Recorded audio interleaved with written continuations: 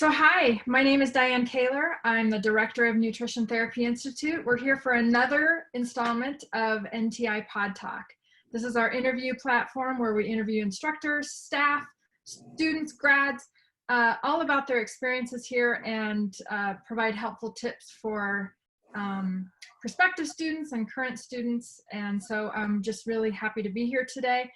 Today we're interviewing one of our instructors, William Gonglach. And welcome, William. So I want to first thank you for being an instructor here. We get lots of good feedback about you, lots of students saying how much they love you. So we are very happy that you are an instructor here. Can you talk a little bit about your background, your education, and how you came to be interested in nutrition? Yeah, absolutely. Thanks so much for the intro. And so my interest in nutrition actually started pretty early. I took a health class when I was in middle school, right? And the science of food really fascinated me right from the get-go. And so it kind of sparked there. When I was a teenager, I had a dentist actually tell me that I needed to change my diet, otherwise my teeth were going to fall out. Nice. So that kind of, cascaded some changes in my diet. Let alone did I know that all of that would kind of coalesce. As a late teen, I got pneumonia twice in 1 year. Oh my gosh. Antibiotics for that. And when I hit college then the year after, my health just took a significant turn for the worse. And it led me, the short story is it led me down 10 years of 20 different doctors trying to figure out what was going on. And doctor after doctor either told me, the conventional MD told me I was crazy. They literally told me I was crazy. Even like the naturopaths and chiropractors I went to even suggested that maybe, it's all in my head. Or one of them took a look at all of the tests and stuff that was run so far, and he said, I have no idea what to do with you. You need to go see someone else. So that was, after years and years of trying to figure out, like I said, it took me 10 years to finally find a practitioner to help me figure out what it was. It wasn't just one thing. It turned out to be 7 different things: infections, Lyme's, Ehrlichia, mold, heavy metals, basically everything right in the gamut. Yeah. After that, so it took me about 3 years to get me through that. And then the last 2 years that I've been working on is more of kind of the emotional side, the final piece, and that has kind of sealed up everything for me. So during that time, I was in college for a bachelor's in human health. And so by the things that I was learning in there and then seeking out health professionals, that just really kind of condensed all of the information and said, yeah, this is absolutely what I have to do with people like me. And actually, my sister went through a very similar situation with numerous doctors. She ended up having Lyme as well. This kind of what led me to nutrition, to holistic health, and where I'm at now. So after I got my bachelor's in human health at Metro State in Denver, I decided I initially wanted to go to med school, but it turned out I didn't feel like that was the right path. So I ended up getting a master's in molecular biology to really understand what was going on at the cellular level. So I did that after my bachelor's at the University of St. Joseph, and then went on to get some certificates in nutrition, and then recently trauma support, which is where I focus a lot of my reading and research now, which is just basically the emotional nervous system understanding of the body and how that affects health. Wow. Wow. Impressive background. And I take it you're feeling well today. Yeah, a completely huge difference, right? I can exercise, I can walk, I can think straight, which was not the case not too long ago, where going up the stairs would take me a few hours to recover from. Wow. So absolutely, completely different. Yeah. Wow. Yeah. Well, so you are a walking, talking testament. That's to right. Dietary changes and lifestyle changes. Yeah. Mm-hmm. Absolutely. So what drew you to NTI to want to be an instructor here? Yeah, actually, I've known about NTI for a very long time. Even when I was pursuing my bachelor's, I found NTI just because I'm looking for all different type of holistic, avenues. And so when I graduated with my master's, I had another instructor tell me about, hey, there's a job opening. And I said, yes, yes, please. Because I already knew NTI was such a base, nutrition, holistic, looking at the whole body, not just, systematizing everything. And so just that NTI aligns with a lot about what I believe. And so it was clear, natural fit for me to come and teach here. Good, good. Well, glad to hear that. Yeah. So what do you do with your professional training outside of being an instructor for NTI? Yeah, I've done a lot of different things over the course of the years. I've seen clients on the side since my sophomore year in my undergraduate degree. And so I kind of see clients on the side right now. And I've recently reorganized my nutrition practice into kind of a mind-body / nutrition practice. So again, kind of just incorporating that emotional side. So outside of NTI is pretty much what I do besides extensive research. Everyone knows me in my family and my friends and stuff as basically sitting down and reading research. I'm a research nerd, right? I do lots of reading of peer-reviewed literature, watch lectures, right, as much as I can, and then I would see clients then on the side, helping them through whatever issues they have. Yeah, yeah. Well, I can relate. One of my favorite things to do on a Saturday night is read research papers. Yeah, right? So almost kind of a must through it these days, right? So. Yeah. All right. So do you have a favorite nutrient or supplement? Yeah, I have lots of different that I wish we could talk about. I think I'll highlight today one recently that I keep on hand all the time and have been using more as I've been understanding it. And it's called phosphatidylcholine. Phosphatidylcholine is actually pretty simple. It's just choline attached to a lipid, essentially, or fat. What's amazing about phosphatidylcholine is that it comprises most of your lipid membranes. We know that lipid membranes are the cell, right, is really the controller of the cell. And if you have healthy lipid membranes, the likelihood that you have a healthy tissue and therefore a healthy organ and therefore healthy physiology is pretty high. Phosphatidylcholine can be used for numerous things. For instance, it's well known for liver health, right? So to produce bile, to get that flow in the liver, right? Liver stagnation is a significant problem right now, as we know, with non-alcoholic fatty liver disease, among fatty liver disease, right? Combine those two, significant amount of the population. So phosphatidylcholine can help with liver problems, but also brain health, right? The increase in all of the neurological disorders such as Alzheimer's, right? ADHD and so on. Phosphatidylcholine seems to help to stabilize some of those membranes in the brain. Anti-inflammatory. So it's actually pretty cheap, which is amazing. It comes from lecithin. You can get it from soy, but sunflower is a little bit better because there's problems with soy with the genetic modification. So I like it from sunflower. It will run about only like $15 as far as supplement, which if you've ever been to a supplement store, $15 is pretty amazing because they can get pretty, and it will last you between 1 and 2 months. And so it just really helps to move the liver, stabilize membranes, really good for brain health, right? Choline, let's not forget choline is a part of, acetylcholine, which is a neurotransmitter in the brain. And so it just has lots of numerous beneficial things. One more note about phosphatidylcholine is that there is some concern recently, if people kind of research heart disease, taking choline supplements or choline containing foods and fermentation in the gut producing a toxic compound called TMAO. The reason I love phosphatidylcholine is because in the research, phosphatidylcholine does not cause an increase in TMAO production, which just stands for trimethylamine oxide.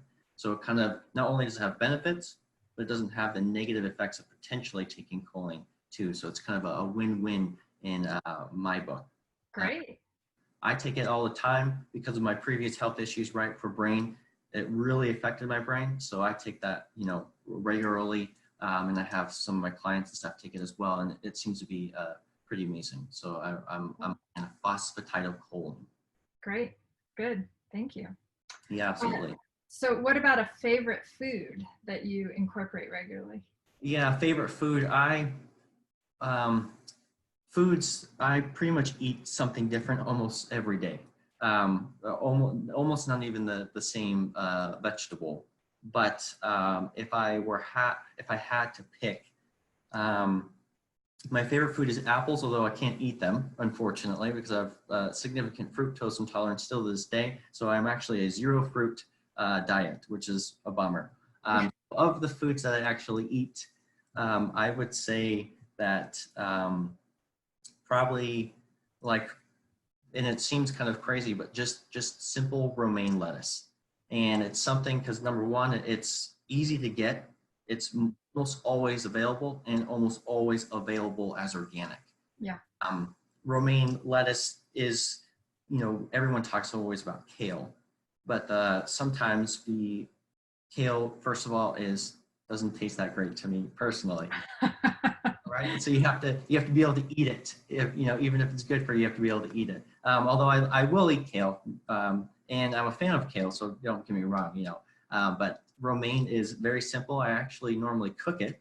I don't normally eat it raw, so I'll just cut it up and I cook it. It's like saute it, and it has good fiber in it.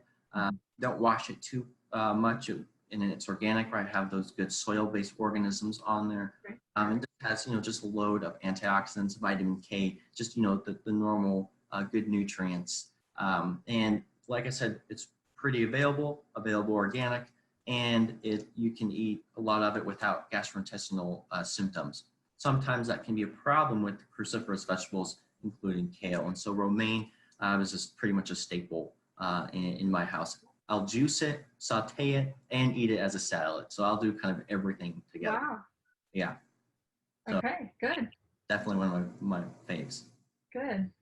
So along those lines, what about a routine for your meals? Like, do you time them at certain times of the day? What's your routine? Yeah, as far as food, I pretty much intermittent fast actually every day, and I have been doing that for about 2 years. Only occasionally will I break that intermittent fast and eat a breakfast, and that's normally if I have a lot going on that day. So I love intermittent fasting, so I'll do that most days. As far as food specifically, and this is something I try to actually emphasize in everyone that I ever talk to about food, is I really listen to my gut, both metaphorically and literally, right? So if there's a day where I'm not feeling like eating romaine, I don't eat romaine, right? Whatever I'm kind of feeling that day is what I'll kind of prepare my whole day around. I do buy organic pasture-raised beef and chicken, and I'll buy it all once a month, and then I'll piece it all out and freeze it. And I find this tremendously helps because if you don't have it on hand, or if it's all packaged, in one big thing, it's very unlikely that you're going to take it out and cook it, right? So I have it in portion size. So whatever it is, I'll just take it out of the freezer, and it cooks pretty quickly, whether I bake it or saute it. So I will do that with my meat. And then weekly, I'll buy vegetables based on kind of what I'm feeling, and it will just, they're pretty quickly cooked or eaten raw. And so I would say the two kind of major things is intermittent fasting and buying all of my meat once a month and kind of piecing it out. Definitely helped. It's kind of a pain for that, those 3 hours a month, but 3 hours a month to make the whole rest of the month easy to just eat healthy is definitely worth it. And I would definitely suggest doing something similar to that, kind of piecing things out. So that's kind of what I do. Yeah, that's great advice. So just curious, on your intermittent fasting, how many hours do you go? I try to go 16 at least, because 18 would be better, but sometimes it just doesn't happen, right? So 18 would be my preferred number, but I tried to get 16 at least. Mm-hmm. Good. Okay, so what are some of your favorite resources for information, like podcasts that you listen to, people that you follow, Yeah, definitely. I wouldn't say that there's a specific person or podcast that I specifically follow. I try to just look, YouTube actually has amazing lectures and podcasts, right? And so most of the time, I'll be looking for something specific. So I'll start with Google or Bing and then just type in something, and then I'll kind of take down the rabbit holes, and then I'll find, even if it's from a website that's like, I'll find the information and I'll try to track down either the research that they use or research articles that would corroborate or, go against what they said. And so most of the time I'm looking for something. I don't really have necessarily go-to places. That said, I have found GreenMed Info to be a great resource. They have a lot of natural, based, and they have this whole kind of database of research articles, right? I love, perusing that and just looking at vitamin C or garlic and seeing what has popped up in their database. So GreenMed Info is something I regularly go to, but also for like conventional journals, I go to something called Biomed Central. So to be confused with PubMed, right? But it's called Biomed Central, because Biomed Central has a whole list of like 35 different research articles, research journals, right? And then you can click on it and then go through the particular titles and whatnot. I use that a lot. Most of them are free, or at least a lot of them are, and they have things like nutrition and metabolism, neuroinflammation, behavior and nutrition. They have all these great journals. And so I'll just click through them and every now and then kind of look through it and find great, recent research articles that come out. For instance, I just did that yesterday with Biomed Central. And if you just type in Biomed Central journals, the whole list will, pop up on their website and you can kind of peruse and look. The Journal of Behavioral Medicine, I saw this kind of funny study, which is they gave people vibrating forks, and it was kind of like a biofeedback. So if you lifted the fork to your mouth too quickly, it would vibrate. Slow enough, it wouldn't. And so what I wanted to see is the caloric intake between the people who had a normal fork versus a vibrating fork. And indeed, that little vibration, right, had them cause them to slow down and eat less calories per meal than the people who didn't have the vibrating fork. Wow. You might be seeing a vibrating fork come out soon, Yeah. Great weight loss tool. Right?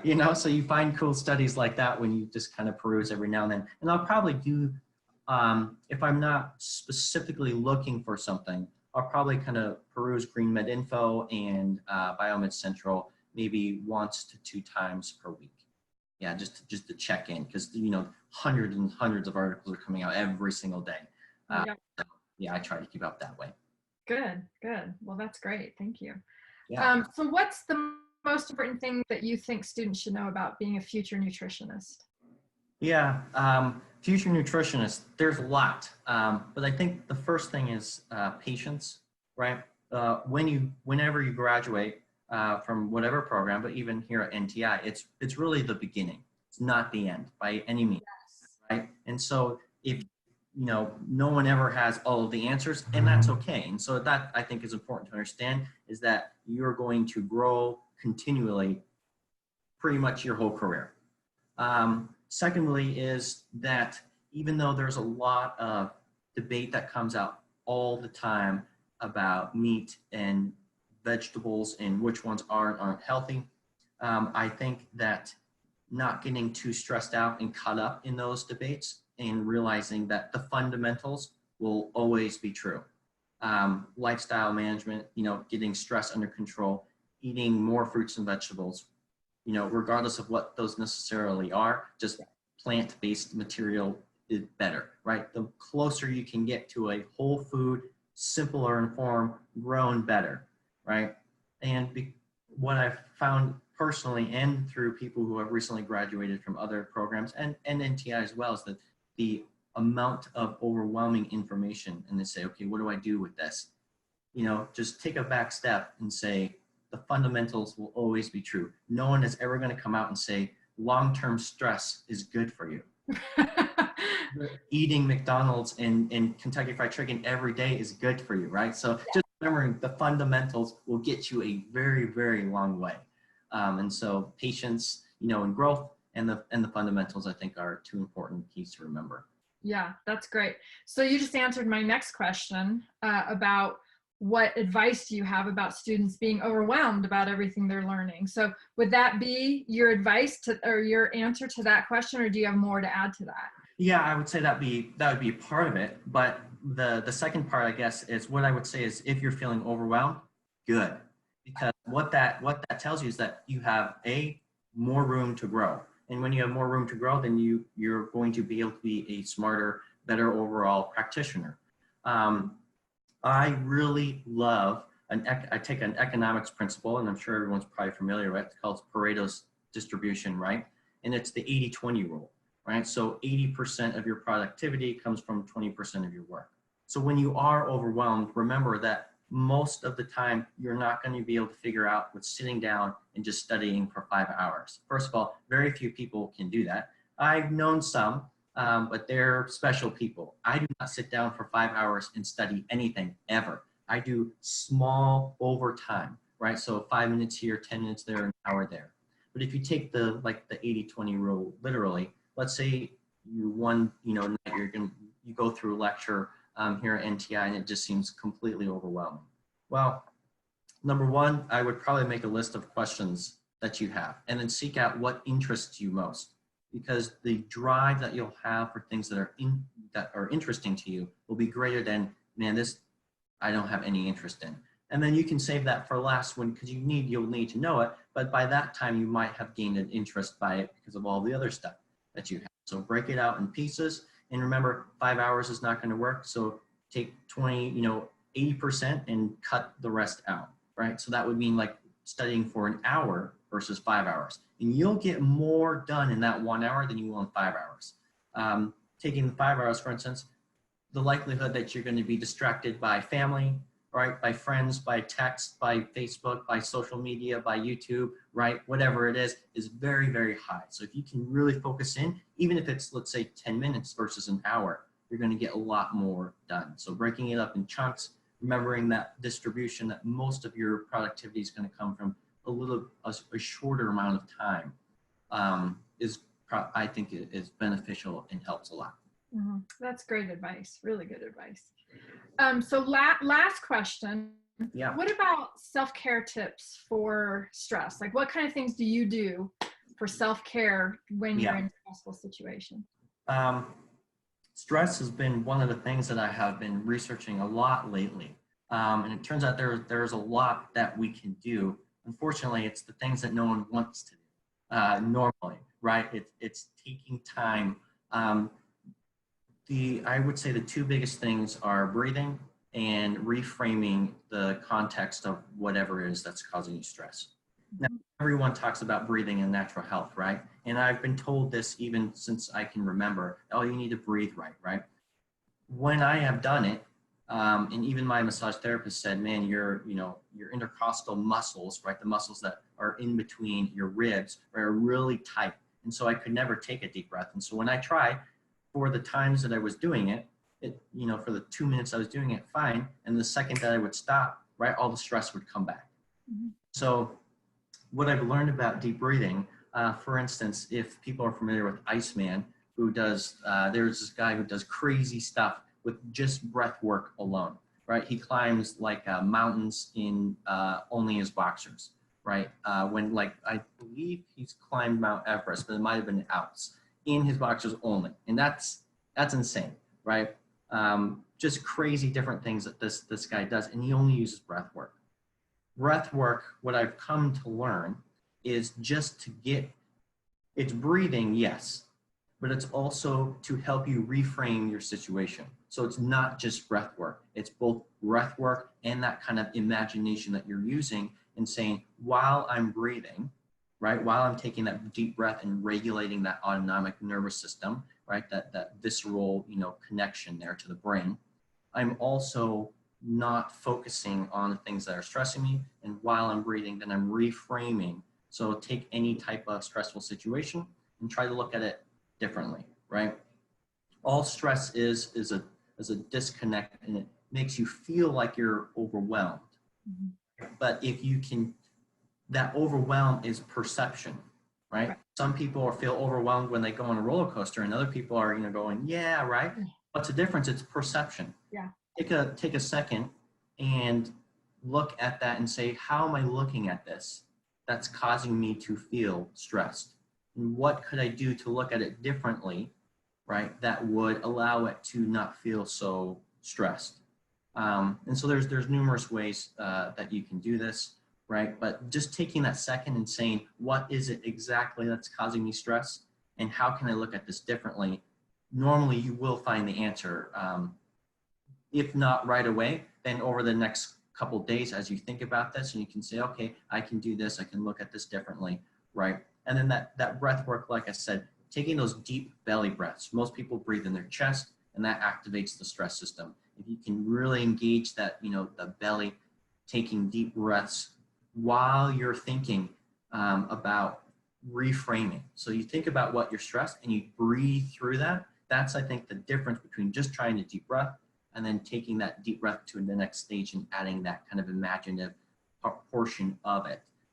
Really helps to really shut down the stress system, drop the cortisol. And what I finally, as far as this, taking some deep breaths right before you go to sleep. Because sleep, right, you have to be able to sleep. The circadian rhythm, absolutely fundamental to health. And if you don't sleep good, then you're going to be stressed more the next day and be more agitated, right, with things that are going on in your life. So using that kind of reframing and deep breaths right before you go to bed, I have found to be phenomenal. I have not been able to get to 10 breaths, deep breaths, and not fall asleep, right? And so when you fall asleep, your body will be much more relaxed than if you were trying to just think about it, just using the prefrontal cortex, right? You drop that back and you allow your body to take control. You will sleep better. And then when you sleep better, you'll be less stressed. You'll have more resilience, right? So it just does numerous things. So again, that would be breath work, but addition to the reframing. And then on top of just reframing in general. So those would be the things I would probably suggest for stress, in general. Yeah, great, good. Well, thank you so much. This has been fabulously informative and always a pleasure to talk to you. It's very clear why our students love you so much. So thank you. All right. Well, great. So have a fabulous day. Everybody, thank you for tuning in to our latest edition of NTI PodTalk, and we will see you again. Thanks so much. Awesome. Thank you. Okay. Bye. Bye.